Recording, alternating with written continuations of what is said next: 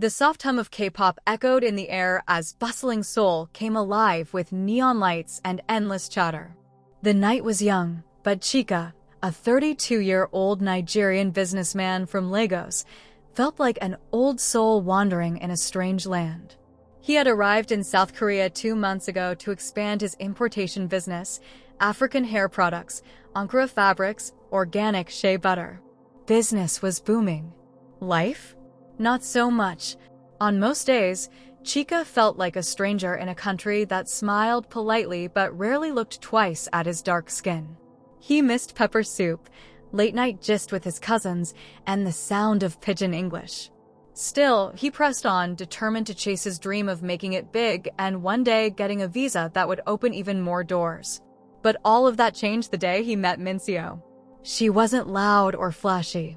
In fact, she was the opposite, a soft-spoken, hardworking woman who ran a tiny flower shop near Dongdaemun Market. Her hands always smelled like jasmine. Her smile? Like sunrise over the Lagos Lagoon. She was 29, single, and rarely had time for love. But something about Chika made her laugh again, the way he mispronounced Korean words, the way he always came back just to look at flowers, though he never bought any. They started as friends. Casual chats turned into deep conversations. On her lunch breaks, she introduced him to spicy tteokbokki and cold noodles. He brought her jollof rice and chin-chin. They started walking together after work, long strolls under cherry blossom trees, telling stories about their childhoods, laughing at the way love had always played them. Weeks turned into months. One night, under Seoul's glittering skyline, he whispered, "You're my peace, Minseo. In this cold world, you feel like home." She didn't reply. She just kissed him. That night, they made love gently, slowly, as if they were healing each other's broken pasts. Love had never felt this easy. In 3 months, they were engaged. In 6, they were married, a lavish wedding with soft hanboks, golden lace gele, drums mixed with violins. Her family wasn't too sure at first, a black man, a foreigner? But Chika was charming, respectful, rich. Or so he claimed. Minseo was glowing. The streets buzzed about how lucky she was. A few months later, she missed her period. The test read positive. She screamed with joy. Her mother, Madame Kong, came over immediately to help with house chores. She was elegant, with long black hair, a soft voice, and an old sadness in her eyes. Widowed early, she raised Minseo alone and carried pain like perfume, subtle, yet strong. At first, everything was perfect. But Chika noticed the way Madame Kong watched him, too long, too soft. She would giggle when he walked shirtless, offer him tea at midnight, whisper compliments about how strong African men must be. It started with stares. Then it turned to secret touches, a brush of the hand here, a lingering hug there. One night, while Minseo slept upstairs, they found themselves too close in the kitchen. It was raining outside, hot inside. She looked up at him and whispered, "Do you miss home, Chika?" He said nothing. She pressed closer. They kissed. And from that kiss came chaos. Minseo had never looked more beautiful than she did on her wedding day. The sun dripped honey on the rooftop garden where the ceremony was held, casting golden rays over her soft pink habak. Her smile stretched wide as her father's portrait sat framed beside her mother's chair, blessing the union from beyond. Chika stood tall in his embroidered agbada, the deep purple threads glinting under the Seoul sky. His beard was freshly lined. His smile? Bold, confident. The groom from Africa had arrived, not just to marry, but to conquer. Cameras flashed. Guests clapped. Two cultures melted like butter under the heat of new love. Minseo's uncles raised their eyebrows, but sipped champagne.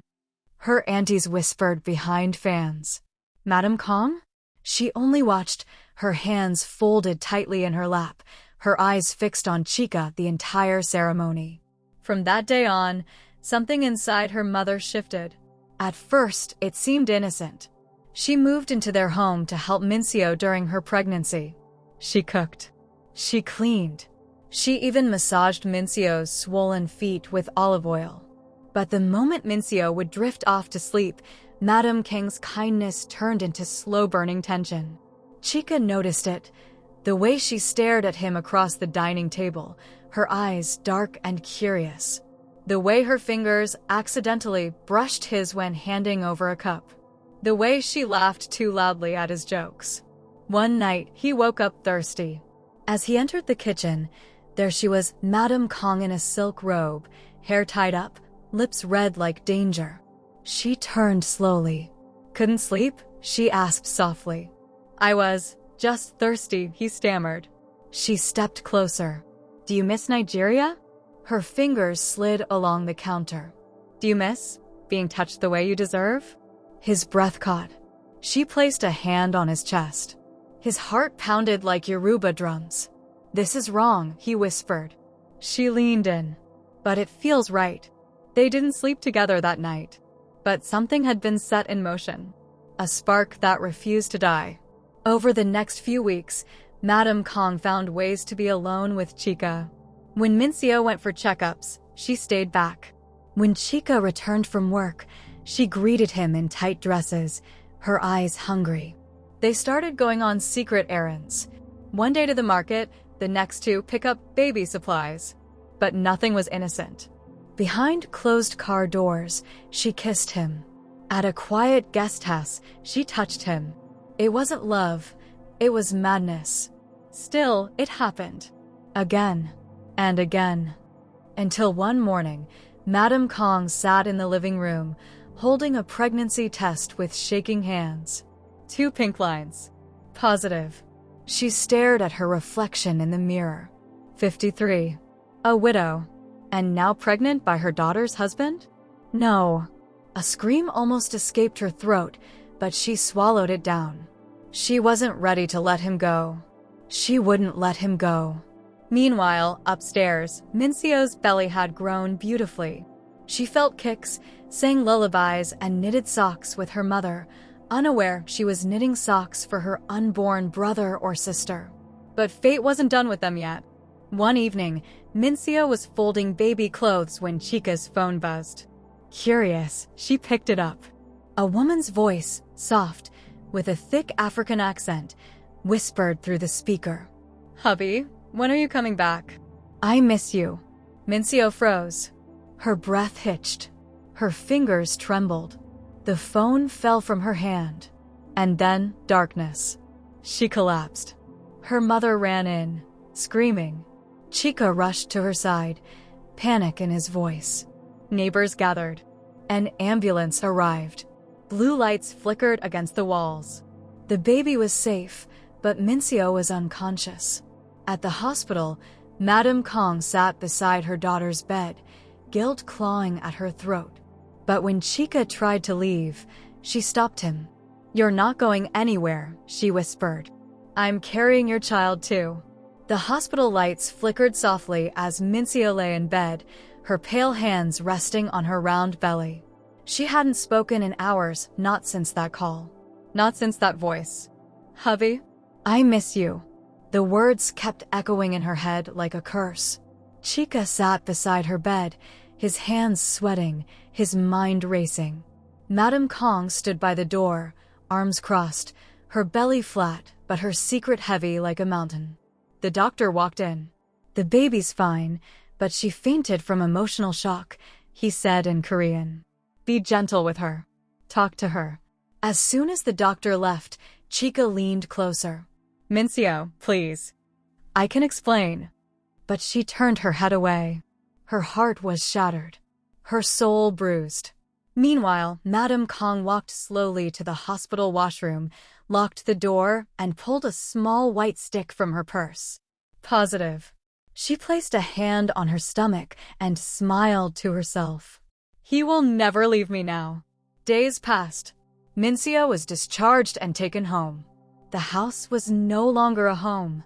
It was a graveyard of silent stares and unspoken truths. Then one rainy afternoon, everything exploded. Chika came home late, and Mincio, though silent, could smell the perfume on his shirt. It wasn't hers. It wasn't even Korean. She turned and looked at him. Who is she? He opened his mouth, but before he could speak, Madame Kong appeared at the staircase in a nightgown, barefoot, holding her stomach. She's not just a woman, she said. She's your sister-wife. I'm carrying his child too. The room spun. Mincio's eyes widened. Yama. She collapsed again, but this time not from shock, from pain. Contractions had begun. The baby was coming early. At the hospital, while Mincio screamed in labor, Chika sat outside, shaking, broken, ashamed. That's when his second phone rang. Not his Korean phone, his Nigerian one. He stared at the screen. His hand shook. Hello? He whispered. A woman's voice answered. I've been calling you for days. Your son is sick. When are you coming back to Nigeria? Mincio's mother heard it all from behind the pillar. Her mouth fell open. Another woman. Another life. Another child. When Mincio came home with her newborn daughter, her joy was gone. Her smile had died in that hospital bed. Chika tried to hold the baby, but she pulled away. You touched my mother, she said bitterly. You betrayed my soul. He didn't argue. He knew it was true. The mother stood beside them, proud and fearless. Love isn't always clean, Madame Kong said. Sometimes it's wild. And I'm not giving him up. Mincio's voice broke into a scream. You're my mother. But her mother smiled softly and touched her belly. Now we're sisters. That night, everything crumbled. Mincio couldn't sleep. She sat in the baby's room crying, while Chika lay on the couch thinking of everything he'd destroyed, a wife, a mother, a family. The next morning, immigration knocked on the door. Chika ease, the officer asked. He nodded. You're under investigation for visa fraud, multiple marriages, and falsified documentation. You'll be deported immediately. Chika turned to Madame Kong. Did you call them? She looked away. Mincio stared at both of them. Wait, visa fraud? Chika dropped to his knees. It started with a visa. I swear. But I fell in love. Mincio, I swear I loved you. She didn't blink. Love doesn't lie. Love doesn't cheat. Love doesn't sleep with mothers. Chika sat silently in the back of the police van, his eyes on the Seoul skyline disappearing behind him. Everything he had built, his image, his marriage, his hustle, was crashing faster than a plane with no pilot. Beside him was a black suitcase, the one he had carried from Lagos months ago. Worn out, stained, but it held the truth like a coffin. And soon, Mincio would open it. Back in the house, Mincio sat frozen on the couch, her baby asleep on her lap. Her mother paced the living room, her voice still echoing from their last argument. He loves me. Why are you acting like you're the only one who's hurt? Mincio looked up slowly, her voice cold.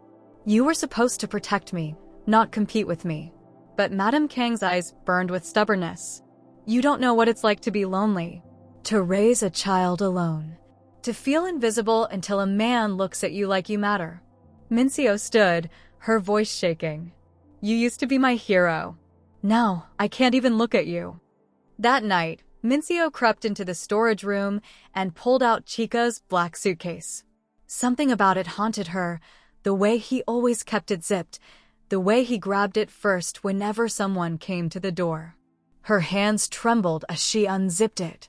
Inside were papers. So many papers. Nigerian passport. Korean fake ID.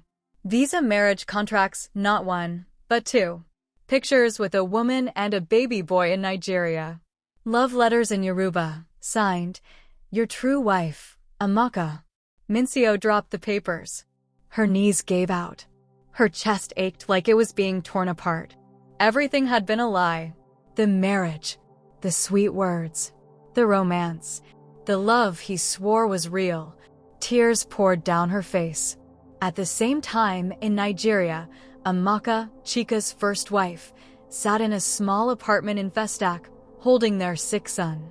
She had no idea her husband had just been arrested, or that he had destroyed 2 families across oceans. She was still waiting for the day he'd send flight tickets. Still hoping.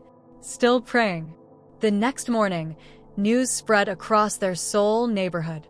A Nigerian man had been arrested for visa fraud. The Korean whispers started. I knew he was too smooth. He married for documents, not love. The mother slept with him too? People gossiped. Women stared. Even the flower shop Mincio once loved became a place she couldn't walk past. But the worst pain came later. Madame Kong, belly now visible, stood in the kitchen preparing tea. She turned to Mincio and said, he promised to send for me when he settles back home. Maybe we'll live in Nigeria now. Mincio turned slowly, eyes wide with disbelief. After everything, you still want him? The older woman smiled softly. Love is strange, daughter. You'll understand one day. Mincio slapped the mug from her hand. Tea splattered. Glass shattered. Get out, she whispered. Madame Kong blinked. What? Get out, she screamed. You betrayed me. You're no longer my mother. As Madame Kong left the house with nothing but a suitcase and shame, she turned back one last time. Someday, you'll regret this. But Mincio only looked at her baby, sleeping peacefully, the only pure thing left in her life. And as she held her child close, her phone buzzed. A message from Chica. One last message before deportation. Mincio, I messed up. I know I don't deserve forgiveness. But I loved you. For real. If you ever come to Nigeria, I'll be there. Always. She deleted it without reading further. 3 months later. Seoul had moved on, but Mincio hadn't. The weather was colder. The baby was bigger. Her heart? Still sore. Everywhere she went, people stared. Some with pity. Some with curiosity. A few with judgment. The whispers never stopped. That's the one whose mother and husband, you know. But she kept walking, head high, baby on her back, heart rebuilding. She had started a small cafe by the Han River, Yama and Me, a quiet space for single mothers, healing hearts and herbal teas. It was the first place where she smiled without faking. Madame Kong had moved to a small flat on the city outskirts. She sold herbal medicine online and wore loose robes to hide her growing stomach. She hadn't spoken to Mincio since that day, the slap, the scream, the shattered mug. But every night, she watched her daughter's cafe page online, refreshing again and again. She missed her. She hated what she'd done. But most of all, she missed being her mother. The baby inside her kicked. She rubbed her belly and whispered, "We've ruined everything, haven't we?" Meanwhile, back in Nigeria, Chika was living in a cramped room in Ajigunle, sleeping on a thin mattress beside his first wife, Amaka, and their son. No more soul lights. No more luxury. Just reality. Amaka still didn't know the full story. Only that he had messed up badly and got deported. She forgave him because she was raised that way, to hold down a man no matter what. But Chika couldn't forgive himself. He stared at the picture of Mincio and their baby that he'd secretly printed before leaving. Every night, every morning, guilt ate him alive. One day, Amaka walked in holding his phone. "Someone from Korea tried to call you," she said softly. He froze, took the phone, called back. It wasn't Mincio. It was Madame Kong. Her voice was low, cold, but tired. "She doesn't know I called. But you should hear this. Our child was born last night. A baby boy." Silence. She continued. "He has your nose and your curse. You ruined me. And now we're forever tied. You win." He whispered, "I lost, Madame Kong. I lost everything." And then click. She hung up. Back in Seoul, Mincio stood by the window of her cafe, watching mothers walk in with babies. She looked down at hers, peacefully asleep in her arms, and whispered, "Appa will never be here. But I'll give you the kind of love that never cheats. Never lies." Just then, a knock at the door. She turned, and there stood Madame Kong. No makeup, no pride, just swollen eyes and a bundle wrapped in blue. "I had him last night," she said. "He cries a lot." Mincio didn't move. "I'm not here to ask for forgiveness," her mother added. "I just wanted you to know. I'm sorry." Deeply, painfully, a long silence. Mincio finally spoke. "I loved you more than anyone in this world, and you broke me in a way no man ever could." Her mother nodded. "I know." Another silence. Then, Mincio walked forward and took the baby boy in her arms. She looked at his face, then at her own daughter. 2 innocent children. 2 shattered women. 1 new chance. She looked at her mother. "We'll raise them differently." The cafe, Yama and me, had doubled in size. Mincio now ran workshops for young moms. Madame Kong prepared herbal teas at the back. They didn't speak much, but they worked side by side, healing in silence. Chica never called again, never returned. His name became dust in the wind. The children grew, 2 half-siblings raised under one roof, taught never to lie, never to betray, and never to confuse love with desperation. And one evening, as the sun dipped behind the river, Mincio looked up at the stars and smiled. "He was my mistake," she whispered. "But these babies, they are my miracles. Lies may take you far, but they'll never keep you there." This story teaches that love built on manipulation, betrayal, and selfish gain will always collapse. No matter how smooth the words or how deep the desire, truth will rise, and so will consequences. But even in the ashes of betrayal, healing is possible. Women can rise again, stronger, wiser, and more united, not for revenge, but for restoration. Never confuse love with opportunity. And never trade integrity for temporary gain. Playing with hearts is dangerous. No secret stays hidden forever. True healing begins when the lies end. Let me know if you want me to turn this into a final quote card or end screen idea for your video.